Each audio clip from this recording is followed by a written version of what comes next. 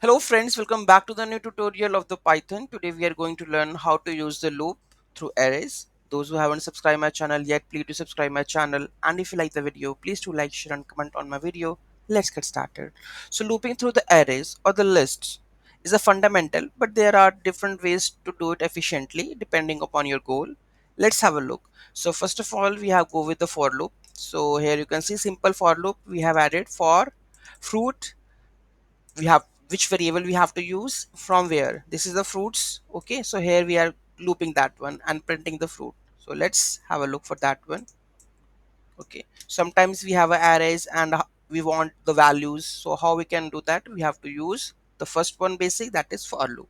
Okay, so let's add it and go to the terminal and run python app.py. So here you can see that we print all the values individually. Okay, so simple for loop. Next, this will print each fruit in the list. Okay, next we can use the range with the list indices. If you need the index, okay, if you need the index while looping, use the range with the length. Okay, so whenever you want the index, like which index the current value is, okay, in that case you can use the range. Okay, let's print it out.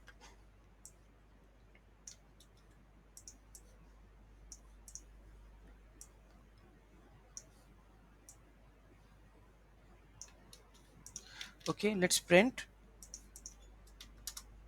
So index 0 has the value apple, 1 has banana, 2 has cherry. Okay, so this is how you can use that one.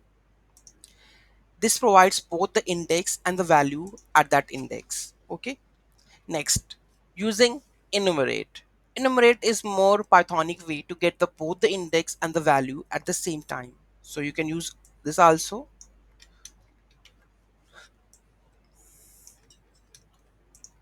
So here you can see for index fruit in enumerate fruits. So just what the thing is that because here we need the index, okay, and here we have to loop it. So enumerate which one? Fruits. Okay, and this is your variable that you want to print that part. Okay, so if I just run it, it will print that one. Okay, the same values. So both of them you can, anyone you can use.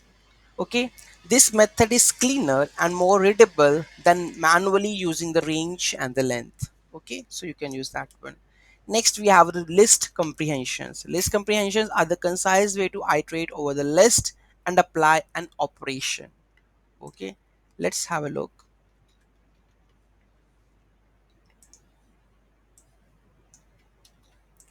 So here you can see that we have a fruits array, list comprehensions to capitalize all fruits. Okay, so we want to perform some operations. Okay, so capitalize fruits, fruit dot upper for loop. Okay, where in fruits and print the capitalized fruits. Okay, so this is how you are applying the operations also, and you are looping also at the same time. Okay, so if I just go and just check, here you can see all the array have the capital letters returning. So it return all the capital letters, and now you can do that part. Okay, so here you can see list comprehensions are concise way to iterate over a list and apply an operation. So before iteration, you can see here we have iterating and returning all the arrays with capital letters, right? Looping through the multiple lists using the zip. Okay, so if you have a multiple list and you want to iterate over them together, zip is your useful tool. So you can use that one. We have a fruits, we have a colors. Okay, so let's see.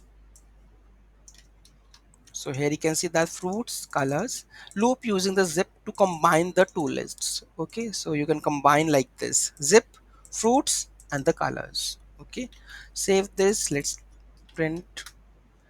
The fruit is apple is red, the fruit banana is yellow, the fruit red cherry is red. Okay, so this is how you can do that. Next we have a reverse iteration. So to loop through a list in a reverse order. Okay, so you can use the reversed.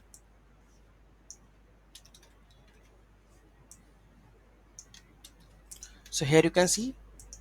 reversed fruits, and it will print in a reversed order: cherry, banana, and apple. Okay. Next, looping through the conditions filter we are going to use. Okay. So here you can see you can loop through the elements of a list that satisfy a certain condition using the filter or the list comprehensions with conditions. Okay. So here we have the array. Let's use this.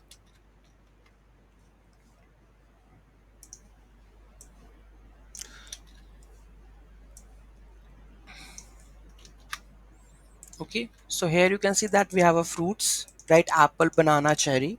Using filter to loop through the fruits that starts with B. So here you can see that we are filtering the letters starts with the P. So we were printing that one. Okay, so filter lambda fruit starts with B, fruits. Okay, the lambda function in the Python is used here to create anonymous function. Here it is anonymous function, a function without a name for the use with filter. Okay, so here you can see that for fruits in B fruits. So here you can see that we are filtering and then print that fruit. Let's have a look. Here you can see banana. So here we are filtering the letter which starts with B. So it's come like here, and we are just printing that one. Whatever the letter starts with B, so it will print over there, right? So here I'm filtering the part. So here you can use the filter like this. Okay. Moving to the next, each method has its own use case. Basic for the loop, simple iteration. Enumerate when you need both index and the value. List comprehensions for transformations and the filtering. Zip for the simultaneously iteration over the multiple lists. Any doubt, any query in that, do let me know in the comment section. In the next video, we are going to learn about how to make the JSON API calls and handle the responses. Thank you so much for watching this video. Have a great day.